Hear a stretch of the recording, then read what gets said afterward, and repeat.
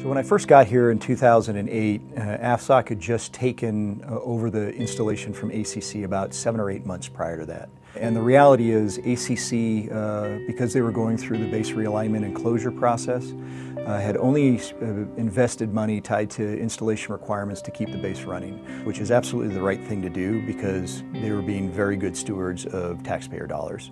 When we took it over, it became very apparent to us that we needed to begin investing more in the infrastructure of Cannon Air Force Base. And I will tell you, we put a lot into this installation. One of the things that surprised me the most is when I came through the gate in the summer of 2017, it really felt like an AFSOC base.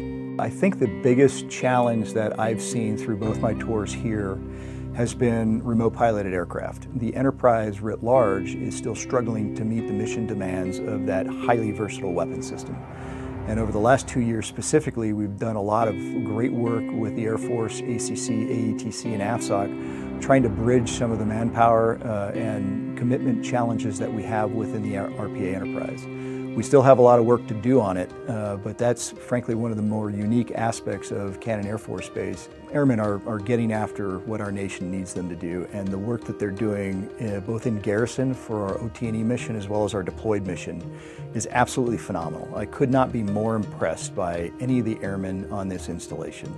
They are running at a pace that is truly phenomenal. I believe that we are currently sitting at the #2 deployed wing in the United States Air Force, and that does bring some resiliency challenges, but we also have a lot of resiliency programs to help offset that, that are really paying some dividends to make sure that our force structure stays healthy and fit to fight moving forward.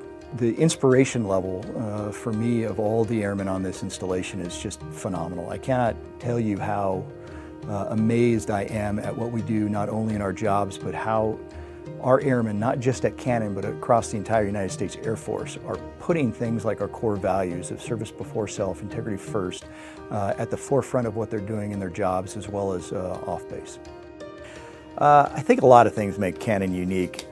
We have strong winds, we have snow, we have ice, we have a plethora of different environmental conditions. That means that I'm training these aircrew to go out the door anywhere in the world because we're worldwide qualified and ready to go out and do our nation's business anywhere in the globe. They're better prepared to do that based on the environment in which we operate in.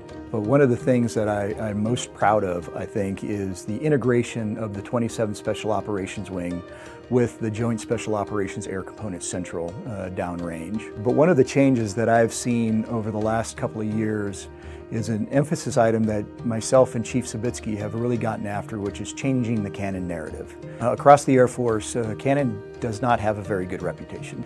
And frankly, it gets very concerning when I hear that across the Air Force, especially from individuals that were stationed here in, call it 1993 or 2003 or even earlier before that. What they don't recognize is we've put a lot into this installation to make it what we needed it to be. And Cannon of today is not the Cannon of 2007 when we took over this base. And so that's been one of the areas that I think we're starting to see some healthy growth in, that we're changing the narrative across the Air Force that Cannon Air Force Base is actually a good assignment to come. We have a local group called the Committee of 50, which frankly is the support network or military affairs community that's tied in with Cannon Air Force Base for Clovis. They unfortunately have gotten the very negative moniker known as the Shifty 50. But I will tell you point blank that that is not the Committee of 50 of today. The Committee of 50 of today are a bunch of great Americans that are here to see what they can do to improve life for our airmen right here at Cannon Air Force Base. They want to make sure that they are as supportive as humanly possible of this installation and our airmen, and they've truly shown that to me over the last 2 years. My parting words really are just a big thank you to each and every one of the Air Commandos out here at Cannon Air Force Base. They are what makes this job so awesome. They are what makes this base so awesome. They are the ones that are out there executing the mission, and it is, like I said earlier, been a privilege and an honor to serve them as their wing commander. Cannon Air Force Base, and AFSOC in particular, over the last 11 going on 12 years, have really put the resources into our narrative. So I'm really excited for where Cannon is going, and I'm really excited for the airmen that are part of Cannon Air Force Base. I could not be more blessed and pleased with where this wing is at and the execution of our mission. So thanks again to all the airmen at Cannon Air Force Base.